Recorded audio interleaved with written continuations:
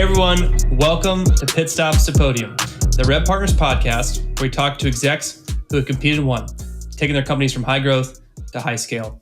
My name is Brendan Tollison. I serve as the co-founder and CEO of RevPartners, and I'm delighted to have with me today Tom Slocum for this episode of Pit Stops To Podium. Welcome, Tom. Hey, what's going on? Happy to be here. Thanks for having me. Well, Tom, we were just joking in the pregame prep. You are in Arizona, and I'm in what has become a wintry spring in Georgia. So I'm very jealous of the weather you're experiencing on that side of the country. It is beautiful. We've got our sun out and bright now, hitting the 100-degree days coming up soon. So we're going to have a good 4 months. Well, for our audience who may not know who Tom is, Tom serves as the founder at ST Labs. And Tom, I was about to give our audience a brief on ST Labs, but I'm realizing our guests are usually better at the pitch. So how about you give our audience a little bit of background on who ST Labs is and ultimately how you started this company? Yeah. So SD Lab is the Sales Development Lab, SD. And it's a top-of-funnel sales consultant agency. So I'm helping founders, VPs of sales, SDR managers, really focus on 3 pillars, which is people, process, and tech, and helping them build and scale a sustainable sales motion that's going outbound. So through 14 weeks, we get in a lab together and we tackle those 3 pillars. We go into coaching, we go into their processes, we go into their operations, and we get all under the hood to where ideally at the end of the program, they're seeing about a 20% increase in their meetings booked and pipeline generated. And now they have a repeatable and scalable, unified process, for their entire sales team to put into motion. And how did it start? Yeah. So that all started, I'm a 15-year, year 16 now, sales vet. All I've ever done is outbound. Back in 2017, I fell in love with top of funnel. It was just where I thrived in booking the meetings, creating the pipeline, having those conversations. And I scaled quite a couple teams under that. And had hiring, firing, all the great joys of all of that. And then moved into a VP of sales in 2022, last year, for a very early stage startup to help them build their motion. And we finished in about 5 months and we separated our ways. And from there, I didn't really have a plan as to do what next. But since 2020, right before COVID, I had started with this kind of playing and toying with this idea of running my own company. And so I started birthing the SD Lab, but I was still full-time. I jumped into community building under RevGenius, did a few things. And then the startup I was at, I said, hey, let's just go all in. I had a lot of my friends in the network being like, don't go to another job, dive into this. I already had clients on the back end that I was working with. So I went all in October or September of last year, making it my full-time job. Now we're in month 7 coming up in like 5 days. We hit month 7 and it's been incredible, right? Working with clients, supporting them, taking everything I've done in 15, 16 years, the teams that I've done, the playbooks, the formulas, and now gifting that to these folks so that their learning curve goes from building a motion in 12 months down to within 14 weeks, because we can just move fast, get them, these motions that work, and then give them a wealth of knowledge so they can start driving more revenue. So that's kind of how it came about. That's where we are now. And it's been an incredible ride. Well, good for you. Yeah, there's we're fans of Jared Robin and RevGenius. He's been on the show talking through community-led growth. And look, I think for any entrepreneur, there's that moment where there's the burn the ships moment, and you either do it or you don't. And kudos to you to make that step. I remember that for us when we started RP, and it's not an easy decision. And as we talked about in the pre-show, having kids does not make that easy. But but it does not. Yeah, it's a different journey. Interesting ride. It's not for the faint of heart, and there's nothing that can prepare you for it. I thought I was, I thought of this dream for a long time, and I thought I had all the necessary levels to kind of at least get this motion going. But there's nothing that prepares for you. Being a working parent, COVID, all these things that have changed versus some folks who opened businesses, 5 years, 10 years ago, prior to all of that. It makes it challenging, but like I said, it's been a a ride I will never forget, whether the outcome, whether this turns into a 10-year business and I blow this thing up, or I go back to work in a few years, whatever that may be, I enjoy the ride. It's been an incredible time. I'm leveling up. I'm helping clients, and I got a little bit of work-life balance in my life, and can't replace that. Well, I think it's a good transition when you talk about work-life balance, and one of the traditions at Pit Stops to Podium is to get to know our guests outside of work. So when you talk about balance, what are the things that you balance work with that give you energy or joy, whatever that word is that you want to use? We'd love to learn a little bit more on that side. That's a tricky one for me, right? Because sometimes my hobbies involve work. I really have a passion for what I do. They say if you love what you do, you never actually work. And I don't feel like I'm, a cog in a machine. I'm boggled down. Like, I pick clients, projects. I've done things that really bring me joy. But there are times where I get lost in it and I got to take a breath. And so for me, that's like time with my kids, because they bring me back down to earth a little bit and help me remember just the smaller things in life, the little moments of joy. Being able to catch my son play basketball. He's in basketball right now. I've been to every game. I get to be in the audience, be present, see his face up there when he gets excited, knowing I'm there. That kind of just refuels the heart, the passion, the joy of, we get lost in all this stuff. Everything kind of becomes like these little anthills become giant, big old mountains, and you just, freak out. And then I watch my kids and I do stuff with them, or I take them places, and just the little things. I'm like, damn, this is what I'm doing this for. This is where the joy comes from, and the thrill to, maybe have to sacrifice and put in a few hours on this project to give it my best, right? Do a couple things to where 3-4 days I'm deep in the lab, but then I come out and I, get to rejuvenate with them, playing basketball, with the boy. We're gamers. We like to play games, like Morgan Ingram will mention, right? Like, I love the games. We'll get into Xbox, PlayStation, me and him will play some baseball. But yeah, that's like where my true passion comes from outside of work, and how I balance is just those moments with my kids, my wife too. We'll go out, we'll make time. I try to make as much time, right, to be present and acknowledge, because the last 7 months I've been deep in the hermit hole, just building and going. So I try to take those moments to just kind of say, hey, I'm here.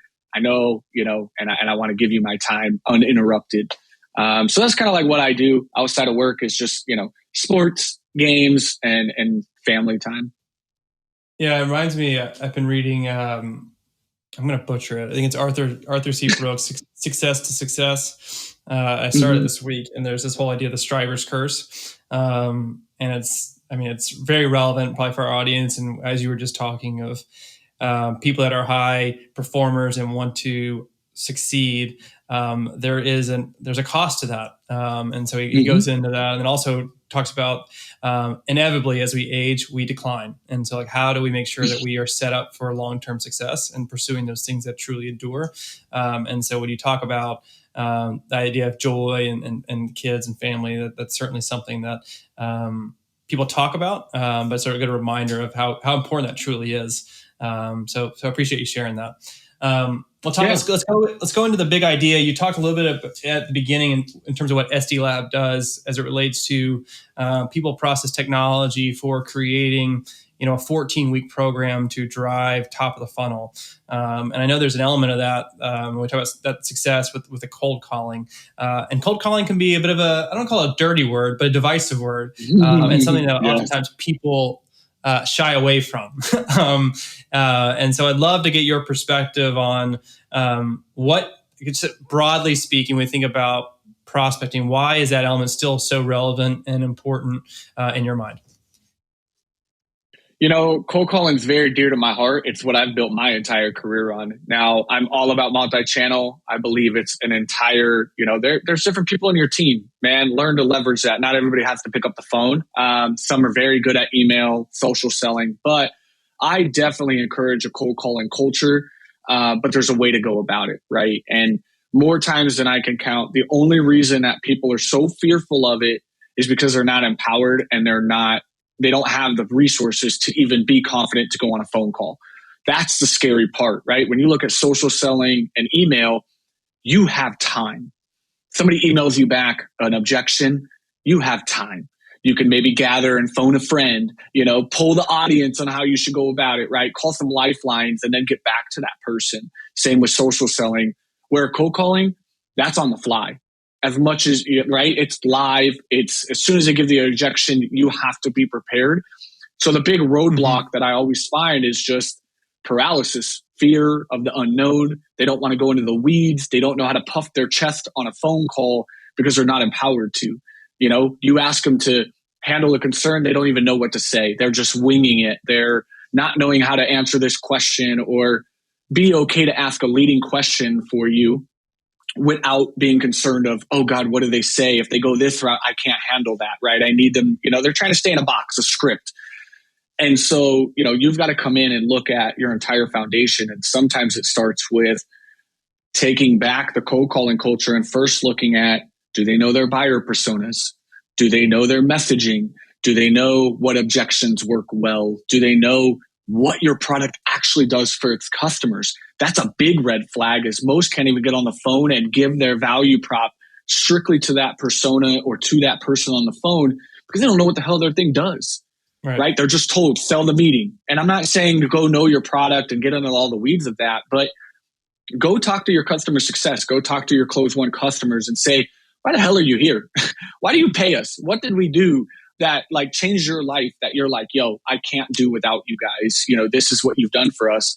And then puff your chest when you go into a phone call, because then you can objection handle. You can actually have enriched conversations with folks and actually speak to them and not be fearful of the rejection, not be fearful of the strikeouts. You're ammo. You're empowered to do so. And so that's what I come in and teach, right? We look at those things. We look at your buyer personas, and sometimes they're not there yet. I'm working with a few clients that are very early stage and are trying to iron that out. But that's when you lean on your market. You learn from your competitors. You learn from others in that industry, and you kind of figure out where you can work off of to give you that ammo in the meantime, right? All digital marketing have the same persona. You might have a different offering now and a brand new product and no customers, but digital marketers, why you created your product. So how do you, empower through all that? And so I think it's breaking down that structure and then empowering them to do so, and then fail hard and fast. The more dials, the more at bats, the more practice. It's just like in baseball, right? The more times you're at the plate, there's not many more curveballs that can be thrown at you that you're not, you're unaware of, right? You go throw a ball at Mike Trout. Mike Trout knows what he's doing. He's seen every possible outcome of every ball, sure, but he still strikes out, but he gets it. He's mastered, he's studied the game. Yeah, I like that. It to your point, the fear is likely rooted in, well, there's a lot of reasons, but I liked how you talked about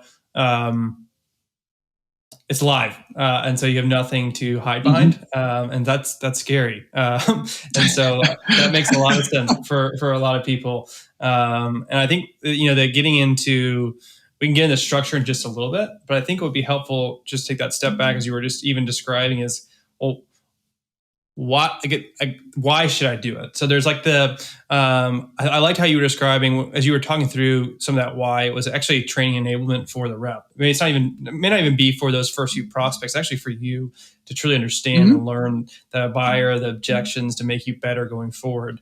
But from a business outcome perspective, what is the justification that you're seeing that says, hey, for us to scale, we really need to have this outbound sales motion to accelerate our growth? It's proactive versus reactive, right? Most companies are, first year, two in, they lean on their network, their referrals, they get inbound, everything's great. They start seeing some wins, some studies, then that drives up, right? And now you're stale, you're stagnant, you've done what you needed to do, where you need to go and be proactive with this outbound motion to speed up your growth, to speed up your evolution of your product, because you're going outbound now and going to your market versus waiting for your market to come to you. So let's say for a whole month, you test an outbound motion and you don't get any meetings sourced. That's not a loss, depending on what happened in all the conversations that you did have, right? Maybe you learned what, I'm doing this for a client right now. We're in an entire outbound motion. They have one client they have closed, and they are trying to figure out, do they have something valuable here to expand to the market? So what do? We've got an outbound motion. We're testing messaging, copy. We're getting conversations that are being had that now in the last 4 weeks, they have sped up their entire growth. They have one pagers, they have marketing collateral, their messaging is getting tighter. The founders are going through exercises that make them uncomfortable a little bit because they're learning like, hey, we need this stuff. Like, tell me what, and now they're getting this ammo so much faster that now we're scaling. And so we're either going to determine, yeah, we got something viable here. Now let's hire some folks and get a team going, or you don't, right? This isn't what the market needs. It isn't what you need to do. Back to the drawing board and now restructure your offering. So going outbound and cold calling over email or social is faster. You're having real live conversations. You're able to take that feedback and create a feedback loop between your little organization, whether that's a 15-person team of SDRs and you've got marketing and RevOps, or you've got 2 founders and a couple reps, right? Get the feedback loop going because it's going to allow you to grow fast, make evolution, tweak your messaging, and go to your customer base and talk to them. It's much easier for me to talk to you and understand like where my product fits in. For SD Lab, that's the first 90 days that I did. I had 42 meetings in 90 days. And it was able to speed me up in understanding when I started selling the kitchen sink in the beginning to 90 days later, holy crap, I had an offering. I had exactly what my market wanted, exactly what they were needing, what they were looking for, what things they were diving into they needed to push them over the hump, right? Like I had to create all of that. I had to understand it all. And cold calling did that versus waiting days and weeks for emails or, social selling and trying to have those discussions. I got right on the phone. I was able to have those conversations. Yeah, I think to your point about proactive versus reactive, it's the feedback loop that you alluded to. I think there's also the kind of that abundance mindset of like, hey, when we talk about not waiting, it's like I can control my pipeline through my own activity and not being reliant on someone else, because that is the aspect of. To your point, regardless of how you have your marketing motion set up, you can always have more opportunities, and so it's nice to see that the people that take that approach, where I just said I'm going to own my patch and build on my own. So I like that. So let's get into a little bit in terms of the approach side. So you talked a little bit about the importance of it, and you start talking through the structure. So let's get into that approach a little bit further in terms of how, when you start thinking, you don't have to give the whole 14-week strategy in 5 minutes, but in terms of like when you start thinking, hey, here's some like quick start ways to be mindful of how to structure an outbound approach. Yeah, in 14 weeks, we get really under the hood. The first, few weeks is your foundation, really looking at where you're at, what you already have going on, where are your wins, what are you seeing as of today? And then, month 2, we're now starting to tweak and test. And in week 3, month 3, we're optimizing, right? And we're structuring and scaling now that stuff. But really, quick steps for you right now, if you're about to go outbound, is really understand your persona, understand your client, your prospects. That's the number one thing, is you have to get in the mindset of them and how are you going to help them, truly help them. What do you have? Why is it important? And really understand who you're talking to and how to position yourself as a need, not a want. A lot of things out there are nice to haves. A lot of people are going to market with a nice to have versus a need to have. And nowadays you got to have a need to have, right? And in the mindset of clients and what they're buying, they need something. There's no luxury of the nice to have as much as it was. So find those 2 things out, write down your personas, find tech that can fill your outreach, right? That's a big thing. I have found a lot of folks that are just struggling with like 30 dials a day, 20 email. They're doing low amounts of activity and it's not very fruitful. So you want to fail hard and fail fast. If you want to have an outbound motion, do not be afraid to go wild in that first 90 days. Go bonkers with no expectation of what to come from that except just conversations. You just want to talk to all the folks you can that ideally fit in that bucket of your ICP, right? That ideal customer, so you can really understand, the motion. From there, we're going to be able to take all of that data and now structure a game plan, right? And really fine tune it and understand what your messaging looks like, what your process looks like. Are you slowing your folks down, or are you enabling them to run fast? A lot of reps are kicking their feet every day, right? They've got their shoes tied and they're trying to run fast, but their shoes are tied together. So they get going, and then guess what happens? They fall, right? And they can't get going, and you get under the hood and you're like, dude, you got 4 tools doing the same thing, right? So look at your tech. How are you leveraging it? What do you have? Put some money towards it. Understand how you can truly amplify your outreach in a way that makes sense, right? You're not burning your TAM. You're not trying to go out there and spray and pray or throw out all this stuff, but you do need to get some at-bats. You got to, in order to finally, fine tune your motion. So from there, then you want to look at, your people, right? Are they encouraged? Do they understand, again, what your product does? Are they actually equipped to represent you? Most founders in early stage are very hesitant at that part because they're so used to their process. They've been running the company for a year, 2 years. They're doing everything to where now they're delegating, and they don't know how to delegate. They didn't document anything. They didn't write anything down. They've just been kind of running fast. That now they're like, I want to hire somebody. And you go in there and they're like, dude, you are not ready. You have nothing set up.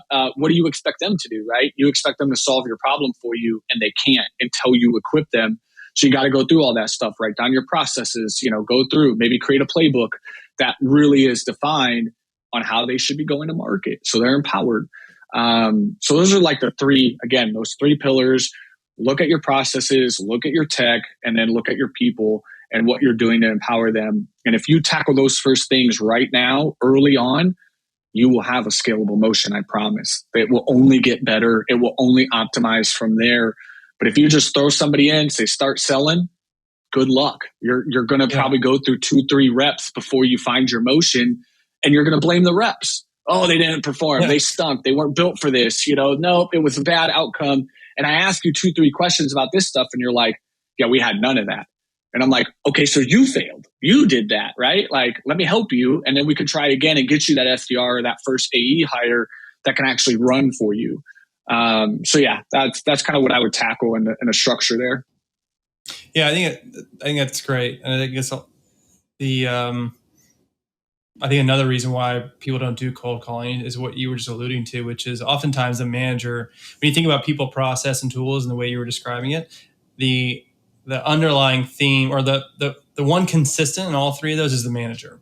So someone's got to buy the tools, someone has to create the process, and then someone has to train the reps. And that's the manager. And all 3 of those things are not easy to do. And so if you don't have the right person in that seat, it's not going to be successful. It's like, when you're starting a business, that's how, like, I had my uncle a couple years back. He was an incredible cook, decided to buy a restaurant, open this restaurant. It didn't work. Why? Because he knew how to cook. He didn't know how to run and lead and coach and actually run a business. He just thought, oh, I know how to cook. This is easy. Let me go do this. And that's where a lot of founders, they're network engineers, they're technical founders, they built a great product, and now they're trying to figure it out that they need outside help. They need a consultant. It is okay to ask for help and say, come help me do this, because my job is to help your learning curve. Again, don't take 12 months of failure and tripping over yourself when we could do something in 14 weeks that's repeatable, that'll get you through the motion and guide you. Because half of you don't know they're like, I just know to cook, man. I have a product. I know it works. I know it can help, but I don't know anything else about this other stuff. Like, I need help. And most of them just try to figure it out. Whereas if they just take a little investment and say, hey, come help me, they get, tons of discounts to tech that they would need, right? They get relationships, they get network, they get support, they get all of that learning curve just wiped out to where now they're like, whew, I got an extra set of hands, eyes and a brain that's going to guide me through this. Well, I think it's a credit to the manager or the founder or whatever, that person, that seat, to be self-aware enough to know, hey, like, I know where my limitations are, and I'm going to seek support in those areas. And so credit to them. Well, Tom, as we wrap up, last question. This is more of a quick fire question, but okay. In prospecting, where do you think the bigger challenges occur? Is it is it getting that meeting, that conversation, or is it the follow up to drive that next step? Where do you see the breakdown occurring more often? Ooh, man, what a good one. Gosh, I think sometimes it is just the beginning. What I'm seeing more now recently has just been the getting the conversations, getting the success at the top of the funnel, finding those opportunities to even be able to follow up, right? They're like, dude, I'd love to follow up if you gave me somebody to talk to or somebody that I could work with, right? So I think it's definitely the top. It's getting the meeting sourced, getting the conversations, finding out the right people to target versus, hey, the follow up. Even though I say follow up is where battles are won, it's definitely the weakest point in all of sales. But I think right this current moment, this season is definitely the top of funnel. I like it. Well, maybe we'll have another podcast where we talk about the follow up.